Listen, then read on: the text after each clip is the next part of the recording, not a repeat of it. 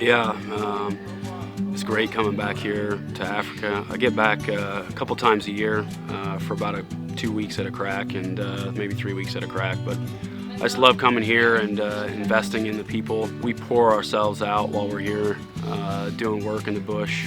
We go out to a lot of different churches and work with different communities and just pour ourselves into the poor here. And I love being here, part of helping people to stand on their own feet and using the resources that God's given them in their own farms and within their communities to really stand firm and develop their lives.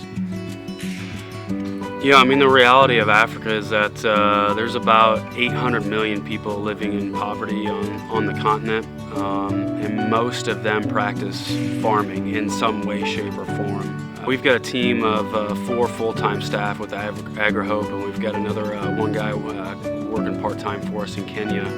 We value relationships with people. We're not about just going out and having, a massive amount of people get information and we just send them on their way. We'd rather invest in the lives of 10 or 15 in an individual outreach and then go out to their farms and help them lay their farm out and really walk alongside them this journey of developing their lives and becoming more like Jesus and understanding what it means to live under His grace and really develop their lives. We don't come out bringing fertilizer or seed or food aid or anything. We don't come bringing anything except for information and discipleship. Because ultimately we don't want people to depend on other men or on charitable organizations or NGOs or aid organizations for their subsistence or for their livelihoods. They want them to depend on God and be able to have a dignified living through their land. Spending a month out of the year here is difficult for the family, especially when you take into account that this isn't a job for me. This is essentially a hobby or a volunteer position.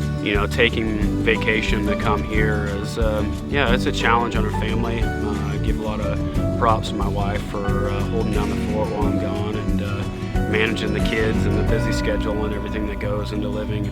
You don't have to be a goer. You don't have to come to Africa to serve people, but you can get involved. Our ministry needs resources. Listen, at the end of your life, are you really gonna be thankful for all the televisions that you accumulated or the new lease you had on your vehicle every 3 years? These are not things that when you come to the gates of heaven and you have to answer to God for your actions that you're going to be super proud of.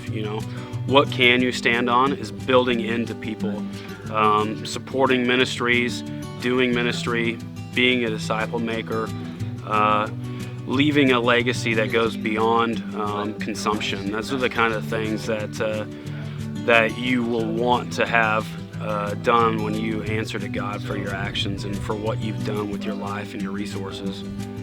It says that God loves a cheerful giver, and when you give to us, you're not giving to me personally. You are investing in the kingdom, and you're investing in seeing the kingdom fully played out here on earth. There's multiple ways to give. You can click the link below on the Facebook post. You can go to our website, www.agrihope.org. Right when you get on the website, there's a donate link that'll take you to PayPal. You can put in a credit card. It's super easy. You can call me up. You can look on the address on the webpage and mail a check. But really what we need is monthly supporters, like people to help pay the salaries of our guys who are doing the work on the ground. So please help give to this important